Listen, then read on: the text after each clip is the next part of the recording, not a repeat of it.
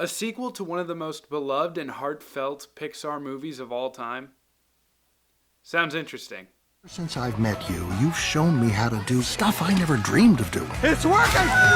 Crazy things. Now, do it! Not good. Mom! Dad! Dory, these crabs are locals, and I get the feeling they're shushing us for a reason.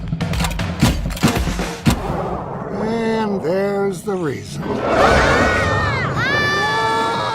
is definitely not Mommy!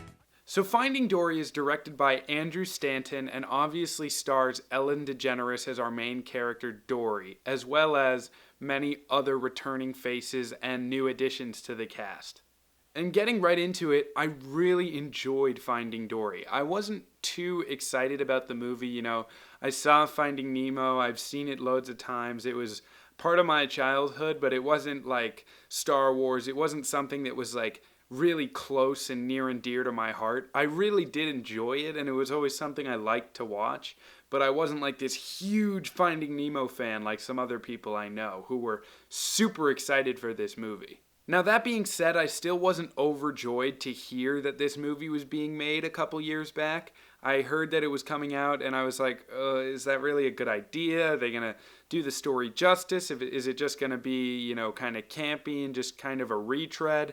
And I honestly felt while watching Finding Dory that for the most part, it wasn't a retread at all. There really was a story to tell there, and it wasn't just something that Pixar was making just to continue this money-making franchise. Now, that being said, you do kind of have to acknowledge that there is a formula with Pixar movies, that they are just someone who doesn't have parents or needs to find their parents, and they're trying to find something or someone, and then when they finally find them, then there's some heartfelt moment, and then maybe there's a villain, but maybe not.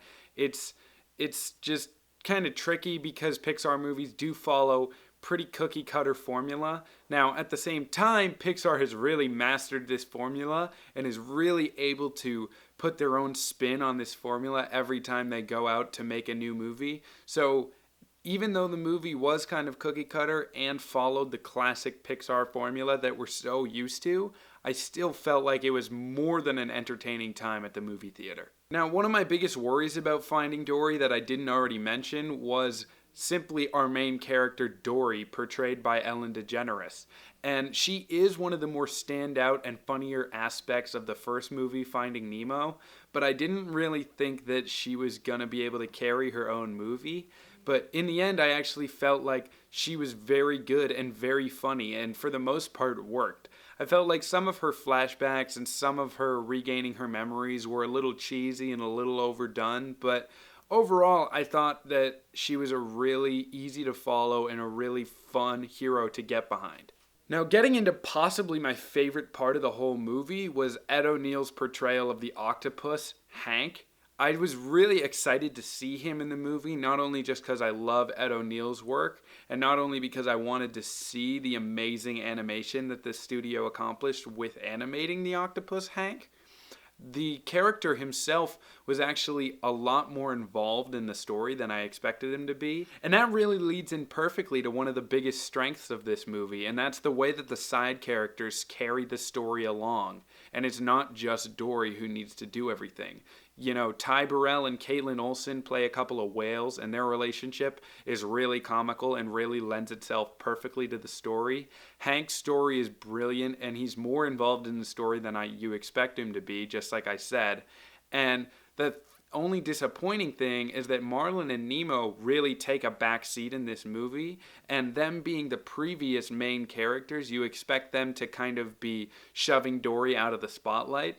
But that doesn't happen at all. They're actually really well subdued, which on one hand is a great thing because you want these two characters to take a back seat because this is Dory's story, but at the same time, you kind of feel like their story is pretty irrelevant. Every time it cuts to Marlin and Nemo, you're like, no, can we get back to Dory? Can we get back to Hank? I'm more invested in those storylines than Marlin and Nemo, which is kind of disappointing because you want all the side characters to push the story along equally, and Marlin and Nemo didn't really do that for me in this movie.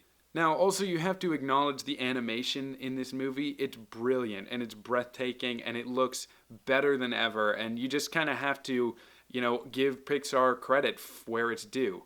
They are amazing animators and it doesn't look like they're going to ever stop. And they continue to push themselves. And that's really a great thing about Pixar is that they don't plateau. They keep pushing themselves, and they made this octopus Hank, which apparently was one of the more difficult animating feats accomplished in the past 5 years.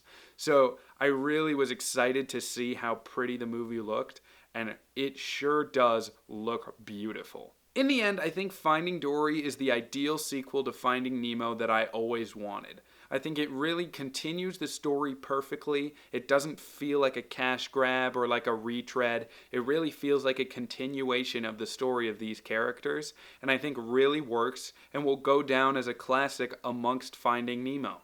In the end, I'm going to give Finding Dory a 3.3 out of 4. Thanks, guys. That's the review of Finding Dory. I hope you liked it. I hope you drop me a subscribe, drop me a like, whatever it is you do here on YouTube. And I hope you don't mind this format change. I'm out of school, so I'm trying to figure out how I'm going to shoot these reviews. And I don't know if I quite like this. Let me know what you think of this format. I think it might be a little awkward, so I'm going to just keep experimenting in the upcoming weeks. And hope you guys stick with me throughout the journey. And thanks. See you next week.